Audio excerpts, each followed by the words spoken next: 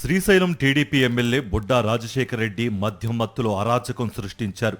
తాను ఎక్కడ ఉన్నాను, ఏం చేస్తున్నాను అనే కనీస స్పృహ లేకుండా అటవీ సిబ్బందిని కిడ్నాప్ చేసి వారిపై దాడికి దిగారు. మద్యం సేవించి పవిత్ర పుణ్యక్షేత్రం శ్రీశైలం అతిథి గృహంలో బస చేసి దిగజారి ప్రవర్తించారు. దీనికి సంబంధించి సీసీ కెమెరా దృశ్యాలు సామాజిక మాధ్యమాల్లో వైరల్ అవుతున్నాయి.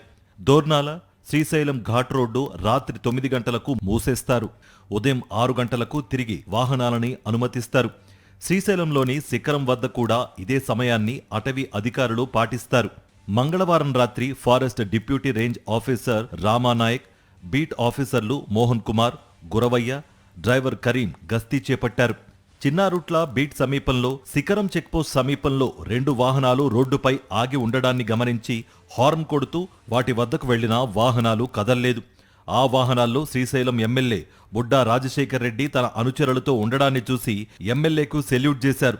మద్యం మత్తులో ఊగిపోతున్న ఎమ్మెల్యే తన వాహనాల వద్దకు వచ్చి హారన్ కొట్టడంపై అటవీ సిబ్బందిపై బూతులతో రెచ్చిపోయారు.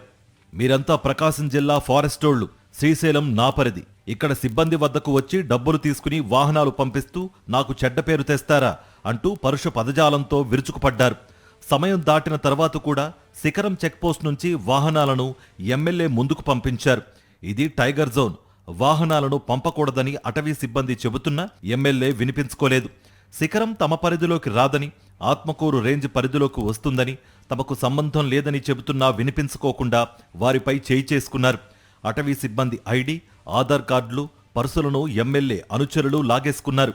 అటవీ అధికారుల వాహనంలో 2 సిబ్బందిని, తన వాహనంలో మరో 2 అటవీ సిబ్బందిని బలవంతంగా కూర్చోబెట్టారు. అటవీ వాహనాన్ని తానే డ్రైవ్ చేసుకుని సిబ్బందిని కిడ్నాప్ చేసి శ్రీశైలంలోని ఓ అతిథి గృహంలో నిర్బంధించారు. అక్కడికి జనసేన నాయకుడు అశోక్ కుమార్, ఎమ్మెల్యే అనుచరుడు రవూత్ చేరుకుని అటవీ అధికారులు సిబ్బందిపై దాడికి దిగారు. అర్ధరాత్రి తర్వాత వారిని విడిచిపెట్టారు. ఈ ఘటనపై అటవీ శాఖ అధికారులు మార్కాపురం డిఎఫ్ఓకు వివరించారు.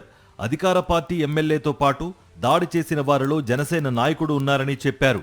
దీనిపై అటవీ శాఖ మంత్రి, డిప్యూటీ సీఎం పవన్ కళ్యాణ్కు ఫిర్యాదు చేస్తే ప్రభుత్వం ఎలా స్పందిస్తుందో అని తొలుత భయపడ్డారు. చివరకు ఎమ్మెల్యే దాడి చేసిన దృశ్యాలతో పాటు ఘటన దృశ్యాలు సామాజిక మాధ్యమాల్లో వైరల్ కావడంతో ప్రభుత్వ పెద్దల సూచనతో శ్రీశైలం 1 టౌన్ పోలీస్ స్టేషన్లో అటవీశాఖ అధికారులు ఫిర్యాదు చేశారు.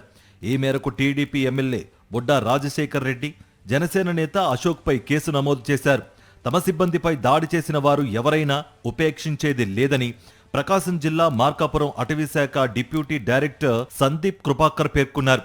శ్రీశైలంలో ఎమ్మెల్యే బుడ్డా రాజశేఖర్ రెడ్డి, ఆయన అనుచరులు అటవీశాఖ సిబ్బందిపై దాడి ఘటనను ఆయన ఖండించారు.